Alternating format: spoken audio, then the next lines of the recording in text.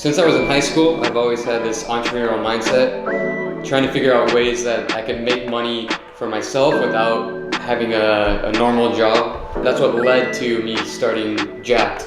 I took two aspects of my life and combined them. One was this product business kind of strategy mindset that came from me just building all these micro businesses since high school. Paired with, in college, I also taught myself how to code, and I was like, what if I infuse the two together and then have it as an offering for people, and realized that people actually found this quite valuable. I just believe that the best way to solve problems at a large scale is with technology, so I wanted to create a company around that philosophy.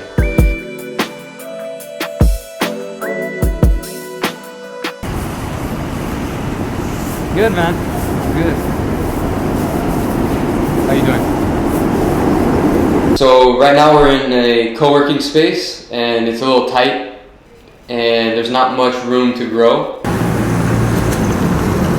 Yeah. That's what Mike and I were thinking. Like, all right, let's get in there, see how it goes for a couple months, but like, you know, hopefully everything's good, and we just like do something long term. We're looking to expand and add more people to our team. So it's difficult in a space where there's not much room to grow. And then two, when you're in a co-working space, it's great because it's a nice temporary solution.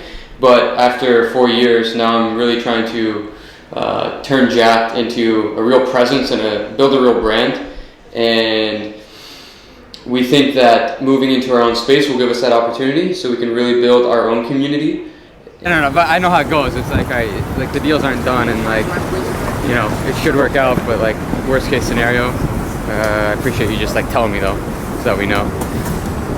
Getting our own space outright is a little difficult, so what we're looking to do is partner up with someone else who actually has an existing space but has some room for us. So there would still be someone else in the space, but we could really brand it ourselves and host our own events and turn it into our kind of like home base, which is nice. So about 3-4 months ago is when I brought on a new partner. His name's Mike, and with that, decided to revamp a ton. In order to do that though, there's a lot of foundational pieces that need to happen. So spent a ton of time with everyone on the team kind of doing this internal revamp. And along with that, that means we weren't billing people as much, so therefore we're not making as much money, or not making any money at all, right? Just breaking even. But that was okay. I knew that was going to happen, and we decided to make that investment because it's better for the long term. The vendor onboarding process is a 2-week process, so they actually can't start. I'm going to tell them as long as we have a signed contract, we're okay with not taking deposit for 2 weeks. Basically, like every That's fine actually, because I would rather record it in January so we don't have to pay taxes right now. Totally fine then. Yeah. But we're not going to get a deposit. I was only going to make them pay a 4-hour deposit. I was going to make them pay 6 hours. No, that's fine. Or 9 hours or something like that for a deposit. But my question is, do we actually go back to them and say, hey, we'll create an SOW at $150 an hour, it'll cover all design tasks? Or, with no monthly commitment, Yeah. Or do I actually try to pitch a retainer right now? So we had this one project today, and Mike and I were talking about it, and it was basically the topic was, should we try and lock someone in on a retainer or just do an hourly kind of basis? How many hours of work is it estimated for? 24 a month. The benefit of doing a retainer is that you lock in a certain amount of hours of work, so you know that's going to happen each and every month. Versus doing hourly, you don't know. It could be 5 hours, it could be 20 hours, you really don't know, right? I would say that we should just say, hey, the SOW will just cover 1 15-hour design, like just make it pretty broad so it covers all design tasks. Yeah. And then once we sort of get moving with them, because ultimately my goal would be able to sign a small retainer and lower the hourly rate by like a little bit. Yeah, and that's I'm trying to think about our previous experience with something like this, and like how could we have addressed it differently? Yeah, I think it's just the hourly, because it's hard to pitch on a 20-hour a month when it's like, I'm thinking like you're gonna sign a 20-hour a month retainer. It's not big enough at that point. In this specific situation it's a very large company, and trying to pitch a retainer to a very large company when it's our first project with them, and it's not a very large project.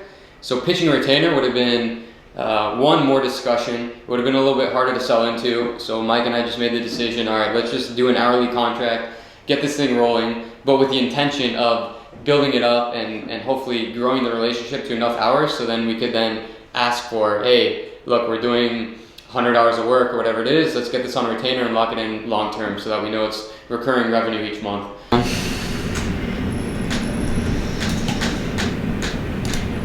Let me see what they actually made the changes to. Oh wow,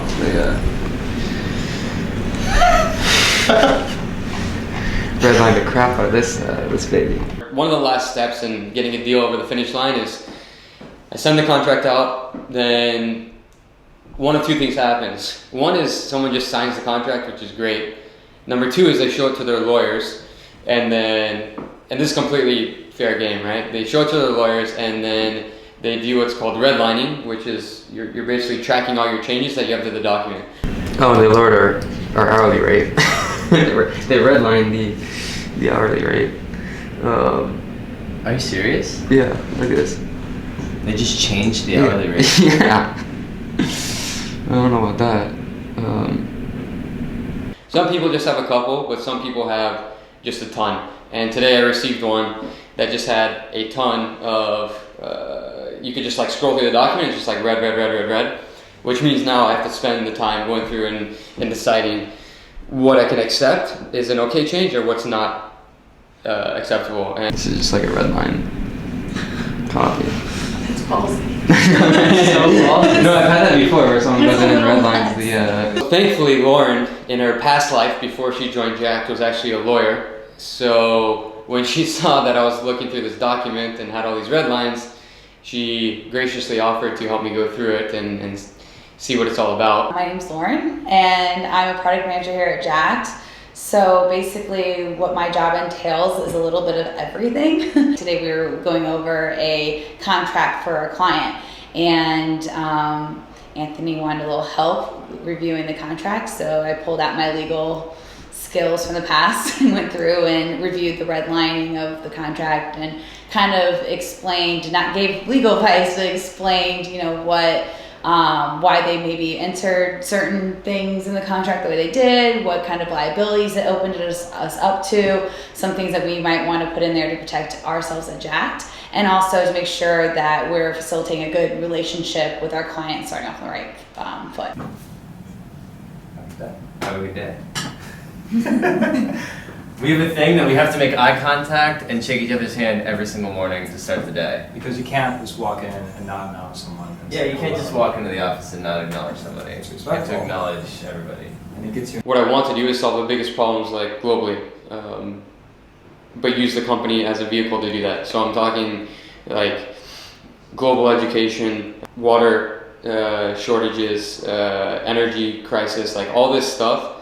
I want to eventually be able to help solve, or at least do my part to help solve it. And I believe that with technology, one, that it can be done at a very large scale, but then two is that I want to build a company and gather the right people around me so that I can at least do my part to help address these.